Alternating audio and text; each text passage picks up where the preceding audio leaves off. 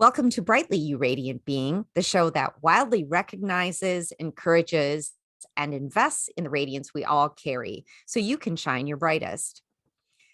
I lost my place. Each episode, we share soul driven advice and topics to help you live more brightly in mind, body, and spirit. Through sharing our experiences, friendship, and passions, we hope to impact you to step more brightly into yourself inch by inch. When am I going to memorize this? Amy, I have so much fun talking to you. I don't care. We have been having some really good conversations lately, even if they do kind of come from like a darker place sometimes. So I hope people like listening. Hey, interact with us on social media. I feel like last time was fun. It was fun, but then it was also like, so Tracy, why don't you let yourself have fun? I was like, not touching that today. That's for therapy. I don't know. Is today going to go to a darker place? Well, yes. You know what? We really did have a lot of fun last time talking about like the devil within. And this time, I didn't realize that they were going to go together quite like this. This time we're talking about a different side of ourselves.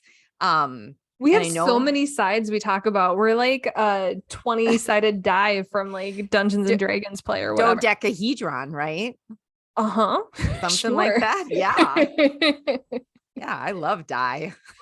Anyways, and we've talked about shadow work quite a bit. We did an episode on shadow work way back early, like episode 4 or something like that.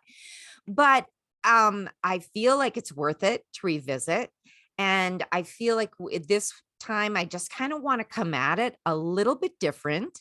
And I will say, I don't have it right next to me. What kind of spurred me on was a book called Intuitive Witchcraft. And I can't remember her name. I believe you. Yeah. Well, I will post the author's name as well. And so it just really got me thinking about shadow work in a different way. And it's more thinking about it as a specific part of self. So it's like your shadow self. And I know that a lot of times when we talk about shadow work, we're like, you got to integrate it. And sometimes they'll even have like these cartoons with the shadow like dragging after the person. But I don't think we think of it as like pieces of us, or maybe you do. I don't know. I love that because shadow work, especially since we did our episode, is everywhere. It's like every other real social media, short, Instagram, Pinterest thing is about shadow work, to the point where I'm like, no, I'm good. Thanks. But, and we talk a lot about how when, you shine the light on something, you inherently have a shadow, right? Like we're called brightly. So shadows are kind of related to it. But when you were just talking about like integrating it, I got this imagery of Peter Pan cutting off his shadow and Wendy having to sew it back on. Yes. We can't cut it off. It comes with us. And it made me think of like, I used to babysit and nanny, and I have 5 nieces and nephews, and maybe 6 now. Sorry, they keep giving birth recently. I haven't updated the math. But like watching a child discover their shadow for the first time, their own shadow, is kind of hilarious. And also like, how do you explain that? Or even like to a cat or a dog that like sees it. Okay, I never thought about that before. And now, of course, I'm like, if only we could discover our own like shadow self. That's what shadow work is, right? Yes, it's discovering your shadow self and realizing the pieces that you've literally put onto that shadow. And that shadow is sort of like your burden carrier, right? Ooh. It's like they're the ones who have to carry the burdens and carry the bad stuff. And they're just sort of lagging behind. And I think about, honestly, Tracy, I kept thinking about you with your dead body, out of context, that sounds terrible. Yeah, it does. Oh, that Tracy and her dead body. Anyways, but when we think about the fact that, yes, many times other people have helped us create it, but it's pieces of us that we've let go of because at the time we thought we needed to in order to survive. So if you're in, like, say you're in a bad situation, right? You're in a bad situation. Maybe you're in a not a great relationship, and you decide to ignore your feelings around it. Okay. So Push them into the dark. You're going to push those feelings down and just try to maintain. That's like this survival instinct. Well, those feelings, you think you're like in control of that and you're doing this to maintain. Those feelings are now like creating this shadow, right? They're now a part of this shadow. I think that, my mom used to say, how did she put it? Denial is what gets me through the day. And I absolutely believe it. And I believe that she felt like, once again, it was a survival instinct and she had to do that in order to be there for us. So I think that sometimes we do it for our loved ones. So we show up and hold space for the people around us. We tamp our own feelings. We don't reflect. We don't go through a grieving process. We don't leave a situation when we should leave a situation. Well, and how many parents of, kids 18, 20 years old and younger, especially, stereotypically mothers, don't allow themselves to be human beings while parenting, don't allow themselves to have needs or have other people around them. They just service other people. And, to the point where their kids don't even think to thank them for things because it's an expectation that they've created. Or for their kids to even think that their parents might have a life or a person or emotions. And I mean, at certain, there's certain things that you share with children at certain ages, right? Like you don't, talk to your 4-year-old about your bad breakup, right? Like that's transference. Okay, boundaries. Right? That's different, but it's a little bit different to like let your kids see you have a bad or a sad day. A lot of parents don't do that. They do that denial thing. Everything's great. Buck up. We got to go to work. We got to put food on the table. We got to get you to swim practice, all that kind of stuff. But then that just perpetuates that cycle and then their kids grow up to do the same thing because they didn't have the models that showed them how to be people around other people. Yes. And I feel like I spent years, and still there are still times when I catch myself doing it now, but I spent years and years doing that exact same thing. Happy face. And everything's okay. Don't start an argument. Nothing good will come of that. Let's just move forward because got to be a good, conflict averse. Yeah. And also I do want to point out though, like how you do your self-care and like being a human being, especially around human beings you created. You're not transferring the responsibility of your experience or your emotions to other people. Really good. You're just point. Allowing yourself to be seen. You still own your emotions and the impact you might be having on others. And it's not up to other people to make you feel better, but it is up to other people and yourself to make sure you have the space to be seen as a human going through life. And I also think that you can put on a fine face for your children and also say, yeah, I'm a little upset right now, but I'm going to take care of that in a little bit. That kind of thing. Like I could have actually done that. Kids go play over there and then have my fight with my husband that I needed to do. How many times when people ask you how you're doing and you're like, oh, I'm great. And it's kind of like you internally judge based on your relationship with them and the environment you're in, like on this 10-point scale, what kind of answer they really want. Or like, is this person using how you're doing as high? Like that's step one. Like, are they even asking at all? Or are they just greeting me? And then step two is like, do I say, oh, I'm great? Do I say, oh, I'm good. Oh, I'm tired. Well, I'm really going through it today. And here's what, right? Like you have all these like, decisions you have to make about just like they asked the question, but did they really mean it? Or do they have capacity to hold space if it's not? And I feel like as a greeting, I'm not going to release the Kraken to this individual, but I did write that in the show notes. I was like, we want because I think part of the whole thing too with shadow is that we want to be in control. We want to be in control of a situation, of our lives, of our feelings. And so instead of like addressing something head on, we feel like if we just maintain fine, well, it's your fine, reputation as an adult too, yes, right? That then we think we're in control, but we're not. I mean, how many people that show the slightest bit of emotion at work, and especially women, are then branded as unprofessional? Whether it's the stereotype of the angry Black woman or the girl who cries, or, you know, the guy that's a little bit softer and like actually goes and picks up his kids, you know, and like all these stereotypes that get attached to like, no, like she's had an objectively really bad day, or she's not angry. That's just how you interpret directness.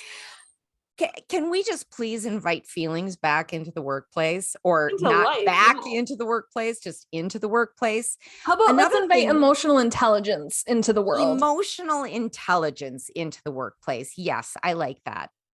Another thing I do want to make clear too, because this has happened as well, where maybe you don't tamp down your feelings, but you're like, okay, I actually need to hold space for this person's feelings right now. And then I can deal with my own feelings later. Or especially am I being triggered by their feelings now and stuff I wasn't ready to pay attention to? And do I have the intelligence to deal with that in this moment and still hold space? Yeah. You just made me think of, though, how many of us wake up in the morning and look in the mirror and say, hey, how you doing today, Trace?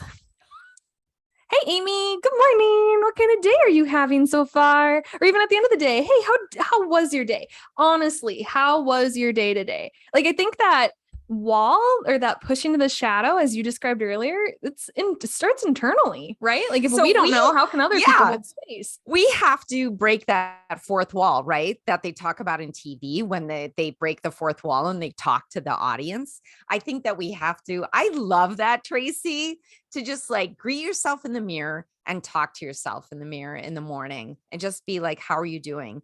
The other thing that I really want to bring up, and I feel like this was something, well, anyways, I have been reminded of this or told this or whatever, so many different ways. So from so many different people this past maybe 2 weeks is this practice of, and I know we've had a be angry episode, but this is like this rage, that this sort of like, allow yourself the howling, like allow yourself to just sob and cry and beat the bed and scream into the pillow. And I know we've also talked about you can scream in your head. Well, let me tell you, screaming out loud is way better than screaming in your head. And I think that if we start as a self-care routine, just to start with, like maybe we can't completely integrate our shadow within a half an hour, but you start where you're at, right? So you start building in as self-care this rage session, this howling session where you literally scream and let loose. And I got to tell you, it's good. I mean, it's bad, but it's good. We don't. Emotions don't have morality. They don't have morality. They don't have morality. It feels freeing. It feels freeing. Open. It feels freeing because it's currently restricted. Mm-hmm. I think the problem, a lot of people might be like, ooh, rage, no, you know, or like be angry, no. And not just because of like the negative connotations with it, but I think it has negative connotations in society because typically rage is experienced as one person bubbling over onto another person in a dangerous and violent way. And when we do what you're talking about, it's a proactive approach to recognizing a holistic view of emotions and letting it just free, you know, uncorking, you know, the champagne bottle or whatever, you know, like you said, like just freeing it. And it's not directed to anyone. And that's kind of scary, right? Like, And I feel like the act, even just the act of doing that it's almost like starts this osmosis process of the shadow self just sort of getting back into where it needs to be. And I know we say this ad infinitum, feel your feelings, but honestly, feel your effing feelings. Well, okay, so here's an example. So I've, shared with you about stuff both at work and personally, just, life stressors, and especially around like trying to have more fun that have been going on. Yeah. And the amount of times after something has happened that I have just been like, it's fine. We're fine. I'm fine. It's fine. We're fine. I'm fine. And one of my favorite creators, Kelsey Impeachake, she's Kelsey Dangerous on the socials. She says it all the time. She has it on merch, and it's usually said sarcastically. Right. And it really fits the situation. And so I'm half-heartedly like acknowledging like it's not fine, in a funny way, but I'm also doing it because it's like, in this moment, I can't release the feelings. I can't feel anything else. Or I just know like it's going to overflow when I do. And I have responsibilities at the moment. But if you don't take that time to intentionally and consciously do it, you're creating that habit of just, it's fine. We're fine. I'm fine. It's fine. I'm fine. We're fine. And then it's never fine. No. And then all of a sudden fine loses any kind of connotation it had, because fine now is so not fine, but you think it's fine, or you've convinced yourself it's fine or something. I don't know. And it's kind of like, little kids throw a tantrum, and a lot of parents, and they're going through it, so I get it, but they'll look at the kid and be like, you're fine. And I just wish I didn't lose the ability to throw a tantrum, right? To have that release. What this is. I think we need to throw a weekly tantrum. I love it. What do we want to call that though, instead of tantrum? Yeah. Well, okay. I mean, I know a lot of people have used this term, but I do like the term rewilding. I love it. Yeah. The caveman grunt, So I called it rewilding the beast. Ooh, yeah, because you wanted to howl. Yeah. And I think that when you think about your shadow self, like everything's just, yes, this poor shadow self is carrying all this stuff, but it's also like those things that you sort of broke off of yourself to the shadow self could have been beast-like, could have been like thought of as rage and things like that. So I kind of like that rewilding the beast, like that beast inside of you. And I think that when you rewild it, it's not going to be crabby and cranky, and it's not going to come out at bad, inopportune times. I mean, maybe it will. I don't know, I guess, for that. But I think if you allow yourself the space to do it, to intentionally have that outcry, that howl, that beast moment, that it will help. And I want to say, like, if like that's like end of the spectrum, hyper emotionally mature, intelligent, kind of like getting to a point where you can just like scream and have an adult temper tantrum. Yeah. Right. Because it takes a lot of self-trust to lose control. Right. Ooh. And believe that you'll come back. Oh, yes, it does take a lot of trust to lose self-control. And so like, if you're someone who's kind of keeping it in, and when people ask you, how's your day, you're like, oh, living the dream. And like, I look at those people and like, you got some weird ass dreams, right? You need to start somewhere different. You need a couple steps earlier. So I have a friend, and this is kind of like the anchor of our friendship. And I love that we have this with each other. But a lot of the times when I'm feeling these emotions and this need to rage and anger, it's because I'm doubting why I'm frustrated. I'm not allowing to be upset. I'm not allowing to believe it's not my fault. Right. And so we'll just text or call each other and be like, hey, can I vent? And we let it out. Like, I'll even be like, God, am I being the most, I feel like I'm being the most selfish person ever. Isn't there a Reddit? Am I the asshole here? Yes. Am I the asshole? So it's kind of like that. So I'm both venting like to the best of my ability, describing the facts, or at least the facts that are upsetting me. And then I'm saying my emotional experience during that and asking questions, because my internal voice is denying those things. And so on the one side, this friend is someone who loves me and will say nice things about me, but she's also someone who would tell me when I'm being the bitch, who would tell me if I am the asshole. But she's still allowing space for you. She allows space. And so it allows that component of being seen, right? Because I feel like if you keep doing it inside your head, especially if you're screaming in your head, or even like journaling does help. It is kind of an external thing, but like sharing it with another person, like there are these new places where you could go for like date night or girls' night, where you just go to a room in a warehouse and break shit. Like they give you glass and baseball bats and junker cars. I don't know. Do we have it here yet? Oh, we should look into it. Oh but like, you just go and they give you stuff to smash and break, and like you're totally like safe. And some places do it with paint too, even so you could make art out of it to take home.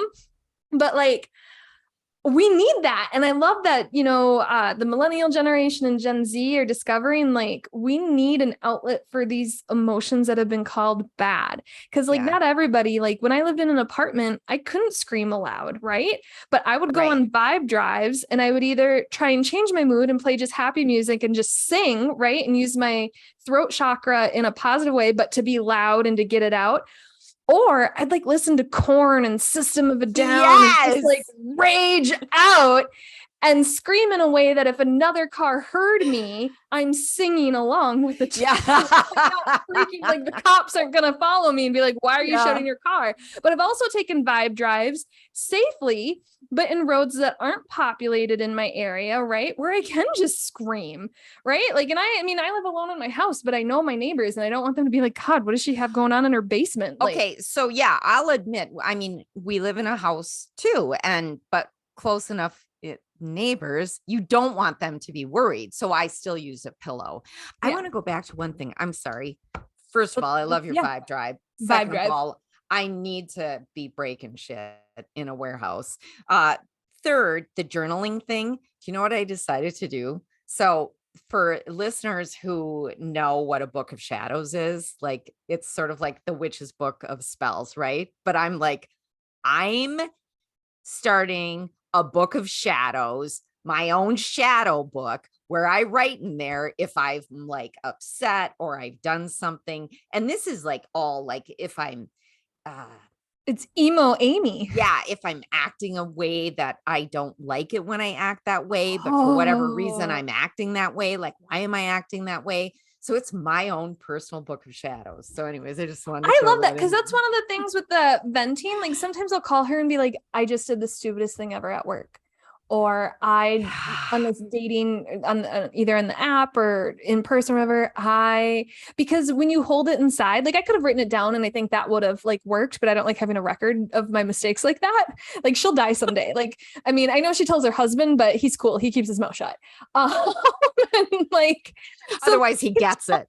Like having someone to tell your secrets to gets them out of your head. And then it helps you kind of problem solve when you're just not being, you know, like you said, like, I don't like that I acted that way. That's usually what I'm under. I don't like that I did this. Do you know what that reminds me of? Like a sin eater. Ooh, I was thinking the word atonement came to mind when you said. Oh, yeah. Yeah. And I feel as if that would be more cathartic or beneficial or something to be able to speak it.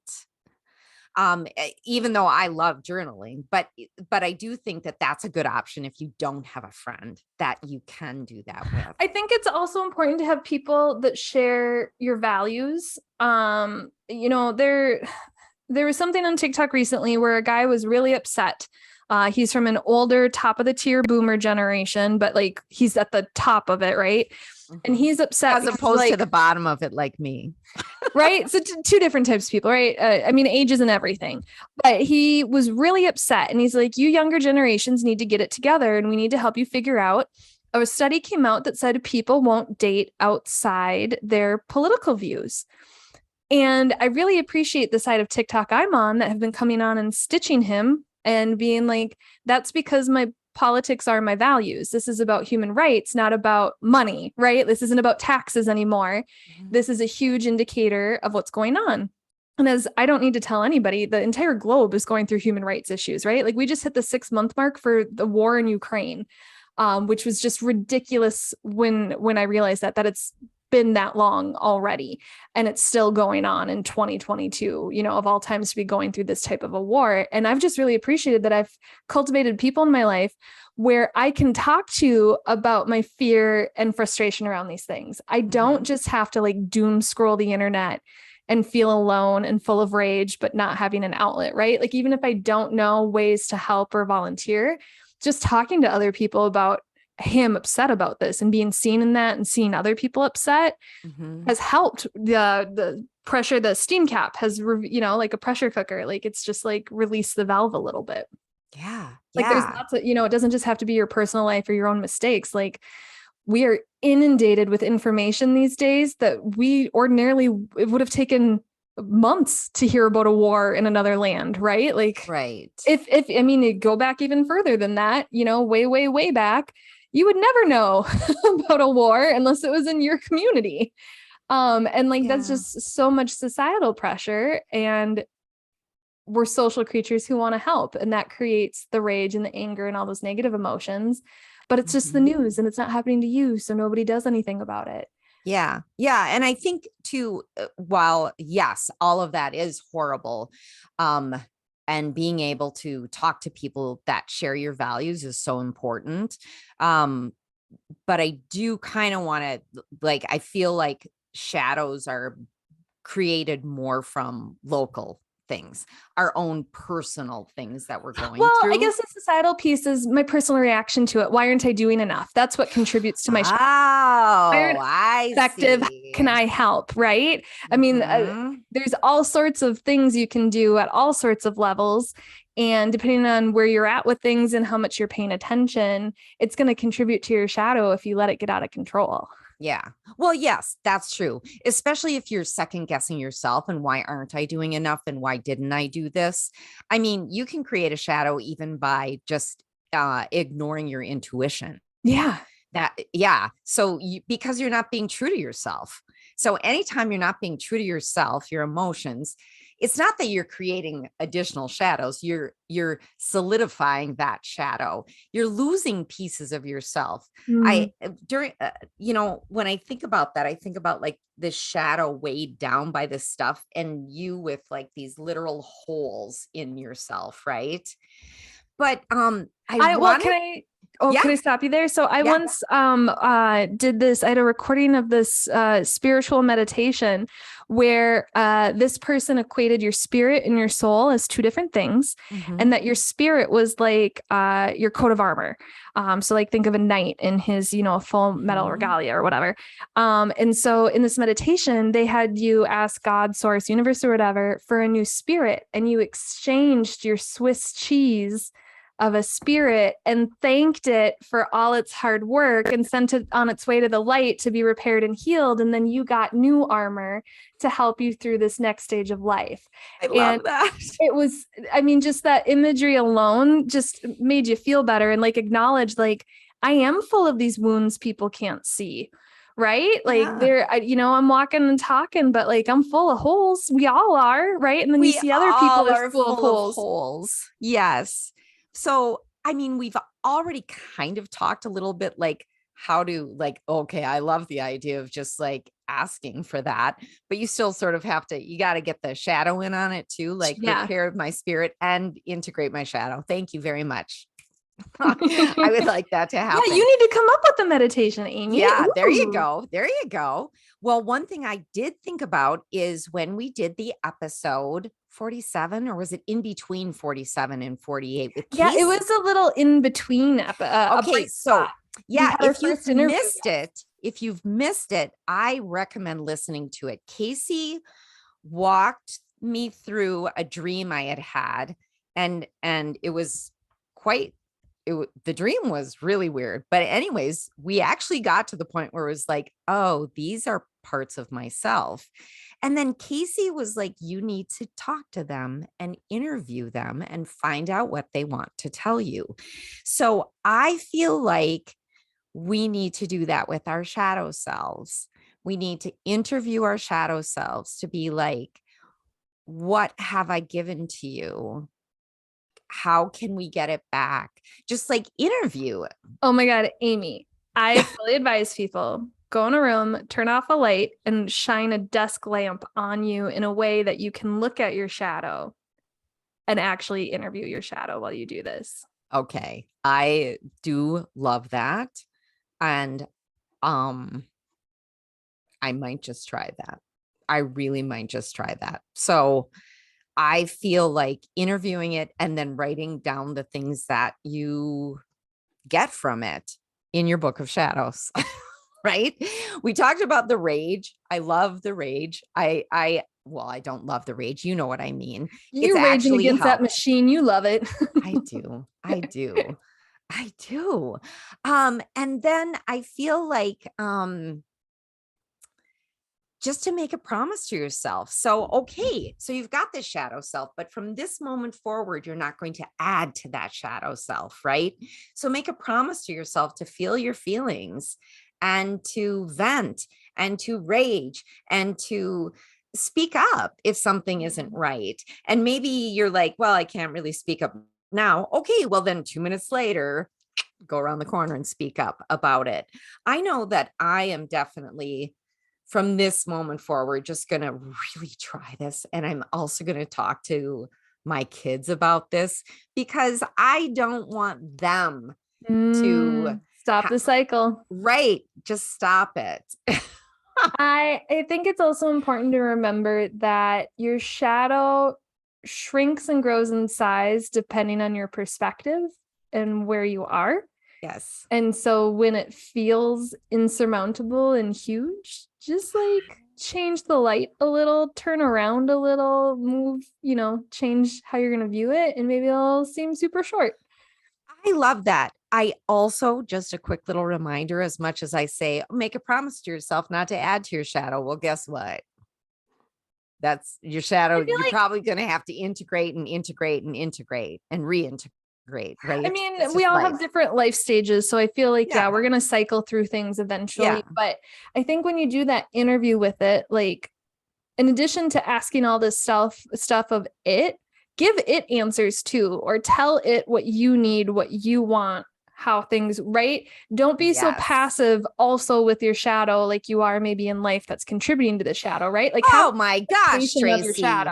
Yes, because I think that passivity is such a huge part of what's adding to the shadow. So don't be passive with your shadow. Don't be passive with your shadow. Oh, I love this. Okay, if everybody else loved it and is gonna go into a dark room and shine a light on their soul, please share this episode with a friend. And if you have some time, give us some love with a rate, review, and subscribe so you don't miss anything. You can also reach out to us on the socials. So we're on Instagram and YouTube under The Brightly Podcast and via email at brightlypodcast@gmail.com. And with that, we hope you have a bright, shadowy day.